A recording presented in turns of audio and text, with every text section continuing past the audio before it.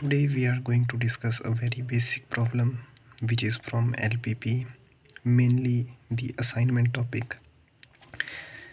Let's start. Solution. At first we will check whether the given assignment problem is balanced or not. Let me read at first the question.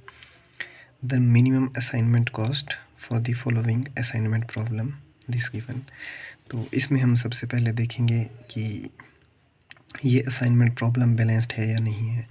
Balanced का मतलब है कि जैसे यहाँ पर 1 2 3 लोग हैं और हमारे पास होना चाहिए तीन जॉब्स होनी चाहिए 3 लोगों के लिए। ऐसा नहीं होना चाहिए कि यहाँ पर 4 जॉब्स हैं और लोग सिर्फ 3 ही हैं।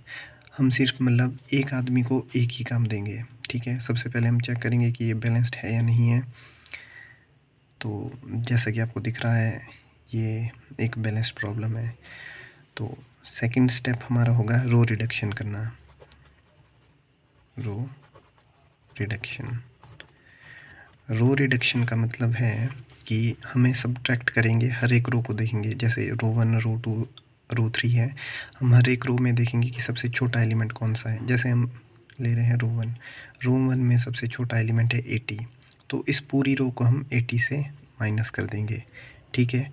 और उसी तरह रो 2 में सबसे छोटा एलिमेंट भी 80 है और रो 3 में सबसे छोटा एलिमेंट 100 है और इसको हम फिर इससे सब्ट्रैक्ट कर देंगे, ठीक है। तो ये बनेगा 2 3 बी सी 120 माइनस 80 40, ये 20 0, 80 में से 80 10 एंड 30 0, ये 110 इसे करेंगे तो यहाँ पे आएगा 30 और यहाँ से माइनस करेंगे तो 20, ठीक है। पहला स्टेप हो गया हमारा कंप्लीट, हमने कर दी रो रिडक्शन।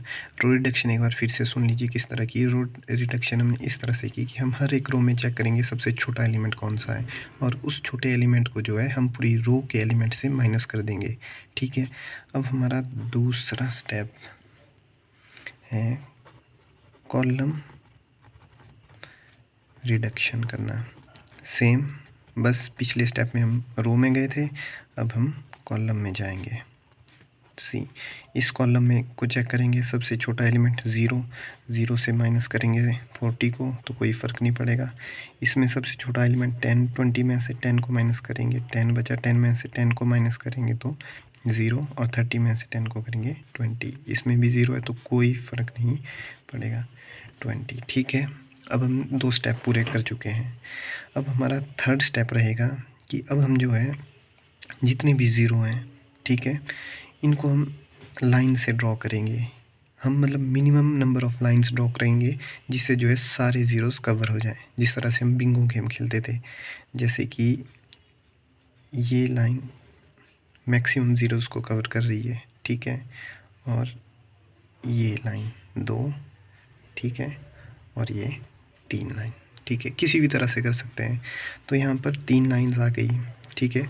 और इस असाइनमेंट प्रॉब्लम का जो है ऑर्डर कितना है 3/3।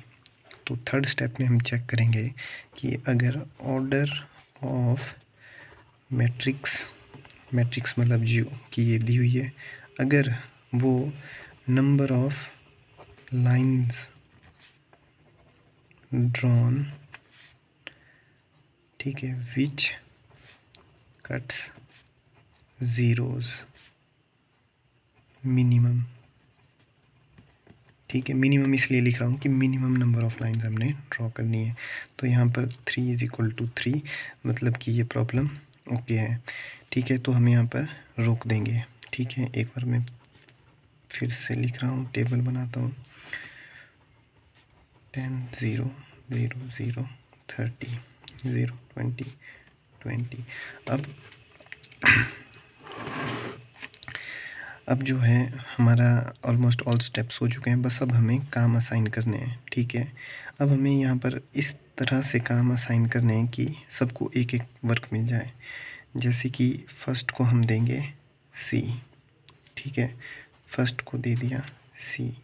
अब सेकंड को देंगे हम बी। सेकंड को देने के लिए हमारे पास 2 चॉइसेस हैं, हम ए भी दे सकते हैं और बी जॉब भी उसको दे सकते हैं। बट हमें ये भी देखना है कि आगे थर्ड के पास सिर्फ एक ही चॉइस है, ठीक है। तो हम सेकंड को दे देंगे बी जॉब और थर्ड को ऑटोमेटिकली हो जाएगी फिर फर्स्ट जॉब। ठीक है, तो फिर हम वापिस से जाएंगे जो हमारा मेन टेबल है। तो हमने फर्स्ट को दी थी सी जॉब। ठीक है, फर्स्ट को सी जॉब तो उसकी वैल्यू है 80 और सेकंड को दी है बी जॉब तो उसकी वैल्यू है 90 और थर्ड को दी है हमने ए जॉब तो उसकी वैल्यू है 110। तो टोटल कॉस्ट जो होगी 0, 8, 9, 18, 1, 280 will be the answer.